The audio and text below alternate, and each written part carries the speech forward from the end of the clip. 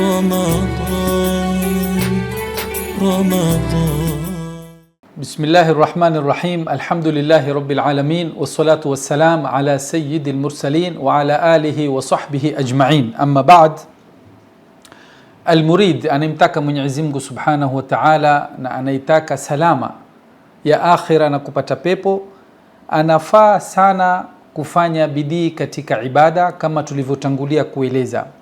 Lakini kwa kuwa ni mwanadamu, anaweza kupata kitu katika mwili wake kuanza kuhisi uvivu na uzito.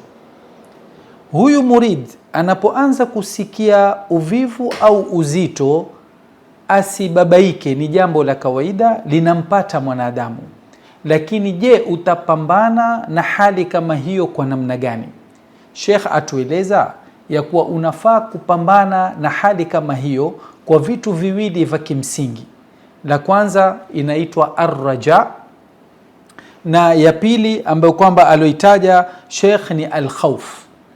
Ushikane na mambo mawili kama haya, utaweza kujitoa katika hali hiyo ya uvivu au kuhisi uzito katika kujikurubisha kwa Mola Subhanahu wa Ta'ala.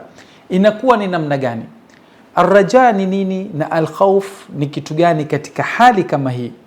Ar-raja asema ni kuwa wewe ukumbuke na uzungumze na nafsi yako kueleza yale aliyoyaandaa Mwenyezi Mungu Subhanahu wa Ta'ala kwa yule atakayefanya taa na kukaa vizuri.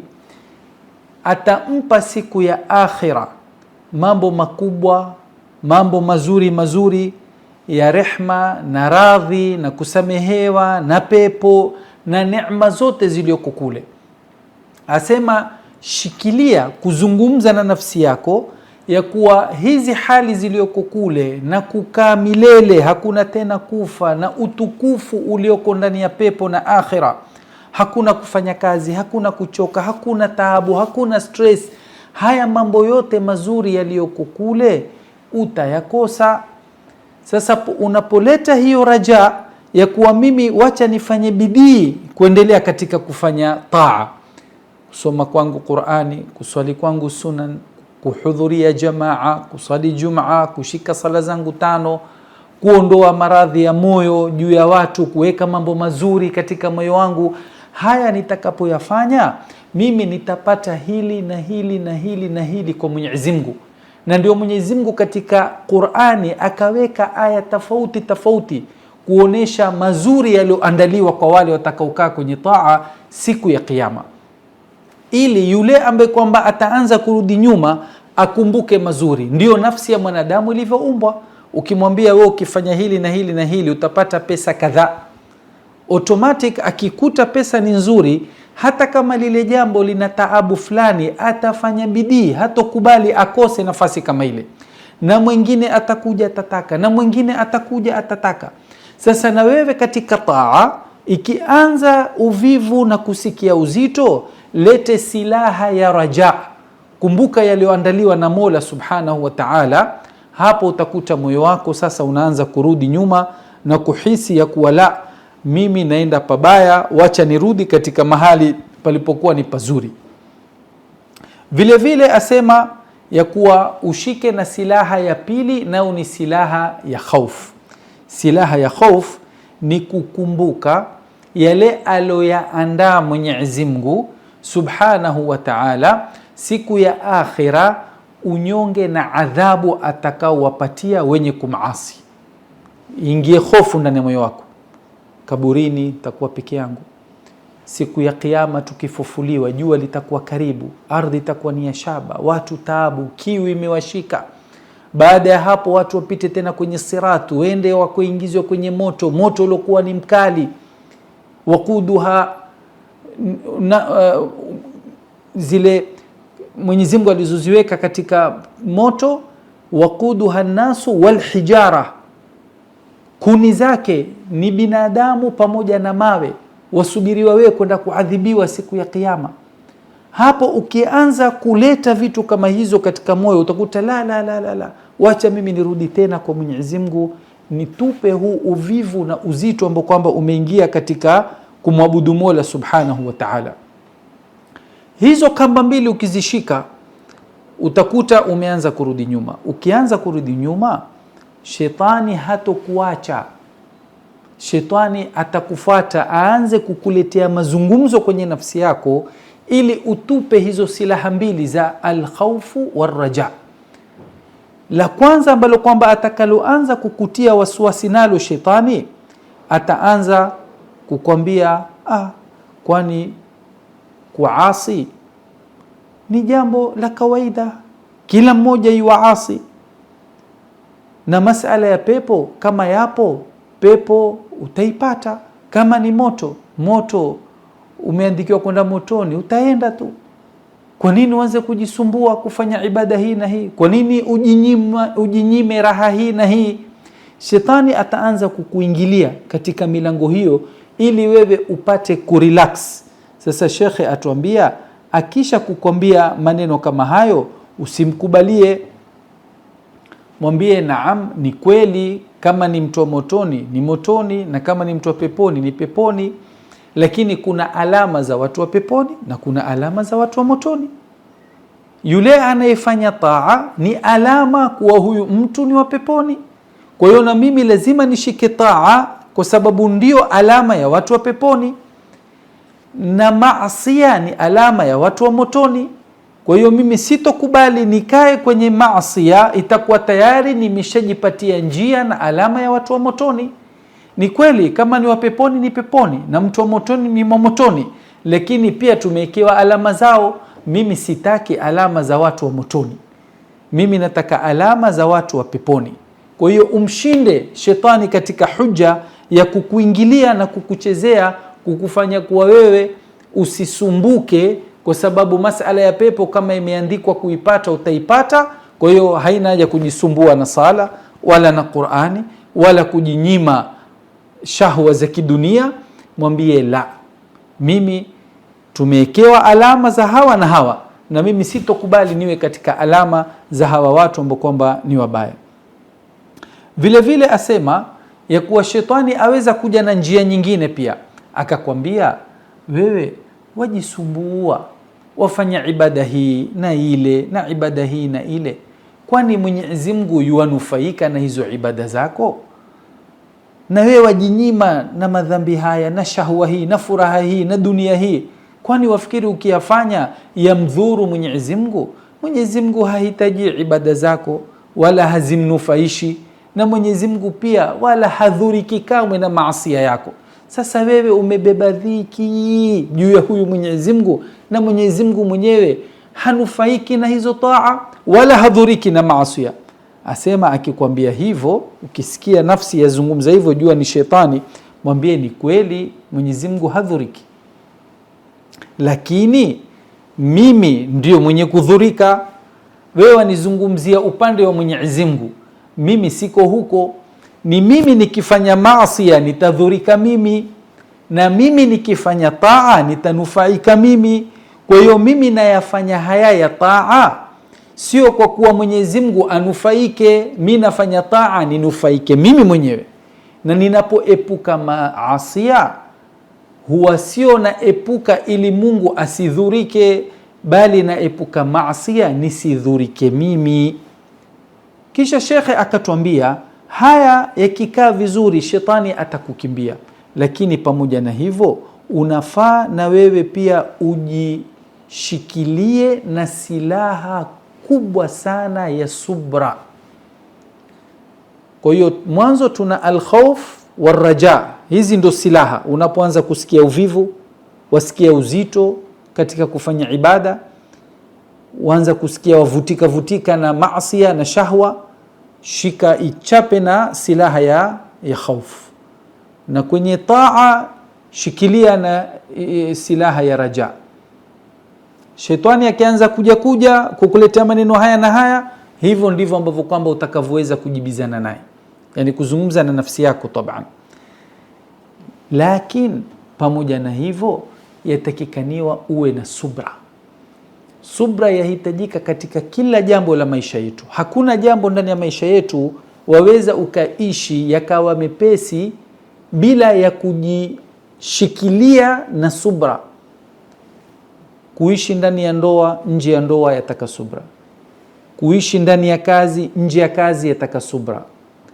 Kuishi katika ibada na kuepuka maasi pia yataka subra. Bila ya subra huwezi kufaulu katika ulimwengu, na kila alofaulu katika ulimwengu, angalia, yuwajinyima hiki, yuwavumilia kwenye hiki, yuwafanya hivi. Ndio maana ile subra inazaa mazuri. Inna Allaha ma'as sabirin innama yuwaffa ajruhum bighairi hisab. Innama yuwaffa as-sabiruna ajrahum bighairi hisab. Watu wanalipwa, wanapatiwa malipo makubwa kwa sababu ya kusubiri kwao. Mwenyezi Mungu wapatia malipo bila ya hisabu. Kwa hiyo suala la subra inakuwa ni msingi sana. Mtu anaposhikana na subra, mwisho humshukuru Mwenyezi Mungu. Mtu anapopata taabu, mwisho hupata raha. Mtu anapopata mazito, baadaye huja akawa mepesi. Na huu msingi wa subra yatakana uwe na sabran jamila. Isiwe ni subra ndani yake ina utata. La, subra ya kudumu, ya kuvumilia, basi moja kwa moja ile nafsi yako itaanza kubadilika. Nafsi ile itatoka katika hali ya amara. Amara ni nafsi ambayo kwamba inaamrisha shari na inakataza khairi, ndio inaitwa amara. Utakuta imechange, inatoka katika amara kwa sababu ya subra yako kukhalifu. Ikitaka maasi unaikatalia, haitaki toa wailazimisha, manake ndio kazi yake. Haitaki toa, yataka maasi. Sasa wewe wapambana naye. Baada ya muda utakuta imetoka kwenye nafsi ya amara, inaingia katika nafsi ambayo kwamba ni lawama. Nafsi lawama ni kama kusema hakai sawa sawa, mwida afanya taa, mwida afanya maasi. Yani atungulia huku, akitungulia na huku, atungulia huku, hatulii katika taa na kuepuka maasi. Taa ataifanya na mara nyingine atatupa aende akafanye maasi. Ikiwa wewe utaendelea kuikazia ya kuwala kwenye maasi, huende, lazima uende kwenye taa, basi moja kwa moja nafsi kama ile baadaye itabadilika, itakuwa ni nafsi mutmainna. Mwenyezi Mungu atujalie tuna nafsi mutmainna. Nafsi mutmainna ni nafsi ambayo kwamba inapofanya khairi na taa yafurahi, yasikia raha. Wakati wa swala yuakimbilia sala kwa furaha, sio kwa dhiki. Wakati wake wa Qur'ani au akisikia Qur'ani yufurahi, akiona maasi yosikia dhiki. Anapomwona asi pia anamhurumia huyu, kwa nini yuko kwenye balaa za maasi. Huyu ni mtu ambaye kwamba yuko katika nafsi ambayo kwamba inaitwa an-nafsu al-mutmainna. Sio kuwa ni yeye tu yuafanya ibada na kusikia raha, la, bali mpaka yule mwingine anayefanya ibada yuasikia raha kwa yule yuafanya ibada, na yule ambaye kwamba anayefanya maasi yuasikia dhiki na anaona lini yule atatoka kwenye dhiki zile aje kwenye hii neema ambayo kwamba mimi niko nayo ya kufanya ibada. Huyu ndio ambaye kwamba anaitwa nafsi yake ni nafsi mutmainna. Utakuta subra Mola Subhanahu wa Ta'ala akituhimiza sana katika Qur'ani, ya ayyuhalladhina amanu sabiru wasabiru warabitu wattaqullaha la'allakum tuflihun. Mwenyezi Mungu Subhanahu wa Ta'ala akieleza hata manabii, waja'alnahum a'immatan yahduna biamrina lamma sabaru wa kanu biayatina yuqinun. Kwa hiyo utakuta suala la subra, hata manabii wale ambao kwamba waliopata mitihani mikubwa wakasubiri pakubwa, Mwenyezi Mungu akawaita ni manabii wa ulul azm. Hawa manabii ulul azm ambao kwamba ni 10 ni kwa sababu ya subra waliokuwa nayo. Toa yataka subra ndo uweze kuifanya kwa wingi, maasi yataka subra ndo uweze kuyaepuka. Kwa hiyo subra ni pande zote mbili, kila mahali panahitajia subra. Msubirivu hula mbivu. Kwa hiyo baada ya kuwa wewe umeshajiweka vizuri, pia lazima ujipambe na sifa ya subra, ndio utadumu katika kufanya taa, utadumu katika kumlekea Mola Subhanahu wa Ta'ala, ndio hutobabaika. shetani akija upande huu, akija upande huu, wewe utajua namna ya kumblock na kumkataa, kwa sababu wewe wavumilia. Hata akakuonesha mazuri ya kwenye dunia na kwenye shahwa, utajipamba na subra ya kuwa mimi siyataki mazuri kama hayo. Na akakuonesha labda kwenye ibada na taa ni kupoteza wakati au ni taabu hii na ile, utajipamba na subra ya kuwa mimi naitaka hivyo hivyo ilivyo, kwa sababu ndani yake kuna Mwenyezi Mungu na ule upande ule kuna shetani.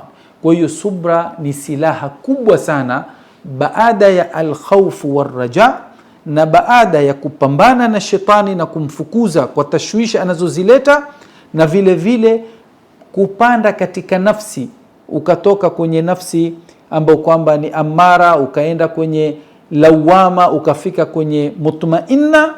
Haya yote yafaa uwe na subra katika kutaka ya aliyoyaweka Mwenyezi Mungu Subhanahu wa Ta'ala. Hapo ndo utatulia na utafanikiwa. Tumomba Mola Subhanahu wa Ta'ala ajalie nyoyo zetu zenye subra kwenye taa, zenye subra kuepuka maasi, na Mwenyezi Mungu atuhifadhi na kila balaa. Wa sallallahu ala sayidina Muhammadin wa ala alihi wa sahbihi wa sallam, walhamdulillahi rabbil alamin.